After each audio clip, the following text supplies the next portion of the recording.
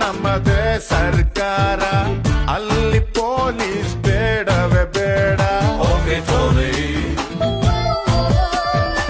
ನಾಡಿಗೆ ನನ್ನ ಹೆಸರಿಡಬೇಕು, ಸ್ಕೂಲಲ್ಲಿ ನಂದು ಲೆಸನ್ ಇರಬೇಕು. ಕನ್ನಡ ಸಿನಿಮಾ ತೆಗೆಯೋಣ್ವಾ, ಹೀರೋ ಡೇಟು ಹಿಡಿಯೋಣ್ವಾ.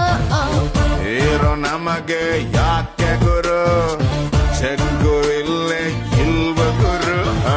ದುಡ್ಡು ಇದ್ರೆ ದುನಿಯಾರಿ, ಇಲ್ಲದಿದ್ದೋನ್ ಬೇಕಾರೆ.